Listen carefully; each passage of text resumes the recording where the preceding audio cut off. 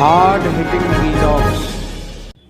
Hello viewers, भाई आज का हमारा जो टॉपिक है वीडियो का वो है ओवैसी साहब की AIMIM और अखिलेश यादव की समाजवादी पार्टी।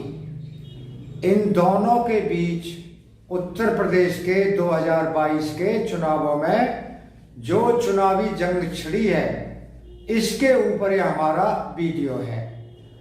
आपको हम इस वीडियो में बताएंगे कि भाई ओवैसी की पार्टी समाजवादी पार्टी को कितना नफा या नुकसान पहुंचा सकती है और इसका बेनिफिशियरी कौन होगा, इसका लाभार्थी कौन होगा।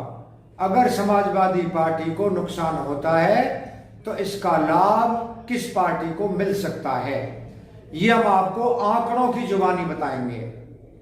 आप सभी वीडियो के साथ बने रहें और अगर आपकी चुनावी राजनीति में, इंडियन पॉलिटिकल सिस्टम में अगर आपको रुचि है, अगर आपको थोड़ा सा शौक है, तो आपको ये वीडियो बहुत पसंद आएगा।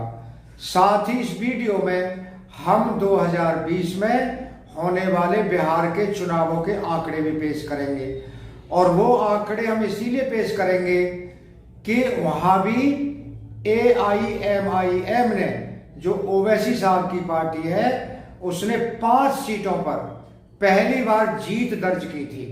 इसीलिए हम उन आंकड़ों के परिप्रेक्ष्य में हम उत्तर प्रदेश में होने वाले चुनावों के ऊपर विश्लेषण करेंगे। आप वीडियो के साथ बने रहें और हम ये भी इस वीडियो में बताएंगे आपको कि अगर AIMIM सिर्फ 2% वोट उत्तर प्रदेश के चुनावों में पाने में कामयाब हो जाती है तो कम से कम समाजवादी पार्टी को 20 सीटों का नुकसान हो सकता है और इसका लाभ किसको मिलेगा, ये हम आपको आंकड़ों की जुबानी बताएंगे। आप हमारे साथ बने रहिए। तो दोस्तों, बिहार में ये 5 सीटें थीं, मैं पढ़ देता हूं। अमौर, कोचाधाम, जोकीहाट, वायसी और बहादुरगंज, ये 5 सीटों पर जीत दर्ज की थी और बहुत बड़ा डेंट मारा था आरजेडी को, राष्ट्रीय जनता दल को बहुत बड़ा डेंट मारा था। करीब 10 सीटों पर वो चुनाव हार गए थे ओवैसी की पार्टी के कारण। इसीलिए इस परिप्रेक्ष्य में ही हम बात करेंगे उत्तर प्रदेश के चुनावों की।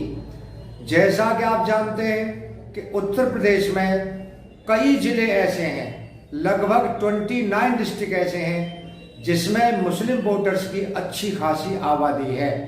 खास तौर से रोहेलखंड का इलाका और पश्चिमी उत्तर प्रदेश का इलाका, इनमें और कुछ डिस्ट्रिक्ट और हैं, मैं जिनको आपको नाम बताने की कोशिश करूंगा।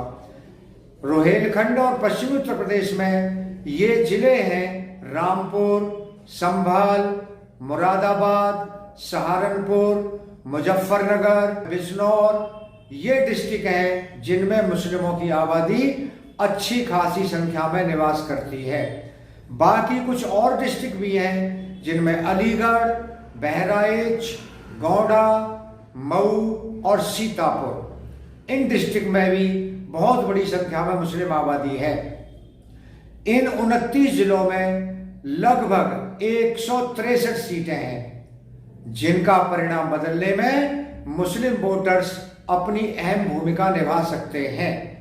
आप जानते हैं कि इनमें से 31 सीटें शेड्यूल कास्ट के लिए रिजर्व हैं। 2017 के चुनावों के ऊपर अगर हम निगाह डालें तो हमें पता चलता है कि इन 163 सीटों में से 137 सीट बीजेपी जीतने में कामयाब रही थी और समाजवादी पार्टी को 21 सीटों पर ही यानी जीत प्राप्त हुई थी और 2 सीटें कांग्रेस को प्राप्त हुई थी। आप जानते हैं कि 2017 के चुनावों में कांग्रेस और समाजवादी पार्टी का गठबंधन था और इस गठबंधन के कारण भी उन्हें कुछ ज्यादा सीटें प्राप्त हुई, नहीं तो इन सीटों पर बीजेपी क्लीन स्वीप कर सकती थी। अब आते हैं हम 2022 के चुनावों की तरफ।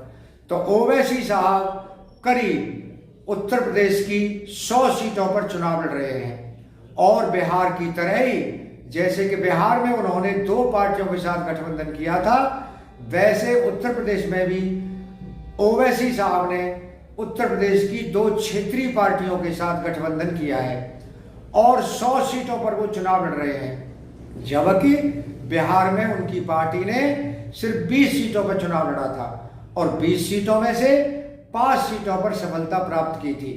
अगर ये उत्तर प्रदेश में 100 सीटों पर चुनाव लड़ रहे हैं तो कम से कम 20 सीटों पर समाजवादी पार्टी को बहुत बड़ा नुकसान पहुंचा सकते हैं। और ये नुकसान किसको फायदा पहुंचा सकता है? आप सभी जानते हैं कि जो दूसरा धड़ा है जिसकी समाजवादी पार्टी से जंग है वो है बीजेपी। तो इसका बेनिफिशियरी बीजेपी, यानी इसका लाभार्थी बीजेपी ही रहेगी और इस तरह समाजवादी पार्टी की भैंस पानी में जा सकती है। आप जानते हैं कि ओवैसी और भाई अखिलेश यादव में इस समय चुनावी जंग छिड़ रही है और इस चुनावी जंग का जो भी नतीजा होगा वो आपके सामने आ जाएगा। ओवैसी साहब द्वारा उत्तर प्रदेश के चुनावों में उतरना समाजवादी पार्टी के लिए सदमे से कम नहीं है और ये सदमा उन्हें जब लगेगा जब 10 मार्च को रिजल्ट डिक्लेयर होंगे। आप जानते हैं कि 10 सीटों का या 20 सीटों का भी नुकसान हो जाता है तो समाजवादी पार्टी के लिए ये बहुत बड़ा नुकसान साबित होगा।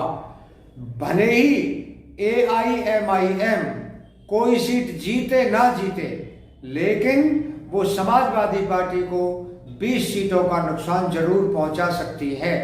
समाजवादी पार्टी का गणित इस समय ओवैसी को न्यूट्रलाइज करना है, लेकिन ओवैसी का जो चुनाव प्रचार है वो जग जाहिर है। वो जिस तरह वोटों का ध्रुवीकरण, जिस तरह से वो पोलराइजेशन करते हैं वोट्स का, वो भी जग जाहिर है और समाजवादी पार्टी के पास उनकी चुनावी रणनीति का कोई जवाब नहीं है। अखिलेश घबराए हुए हैं, समाजवादी पार्टी में पहले ही भगदड़ मच चुकी है और भाई उनकी जो बहू रानी है मुलायम सिंह यादव की, वो पहले ही बीजेपी ज्वाइन कर चुकी है। दोस्तों, ओवैसी द्वारा उत्तर प्रदेश के चुनावों में उतरने पर समाजवादी पार्टी सदमे की हालत में है, क्योंकि आप जानते हैं कि उत्तर प्रदेश में कुल वैलिड वोटर्स करीब 17 करोड़ हैं। अगर इनमें से 60% वोट पड़ते हैं तो इसका मतलब है कि करीब 10 करोड़ वोटर्स अपने मत का प्रयोग करेंगे और इन 10 करोड़ वोटर्स में से अगर ओवैसी साहब 2% वोट भी पाने में कामयाब हो जाते हैं तो ये वोट बनते हैं कुल 20 लाख और 20 लाख वोटों का मतलब है कि समाजवादी पार्टी को कम से कम 20 सीटों का नुकसान और बीजेपी को कम से कम 20 सीटों का फायदा।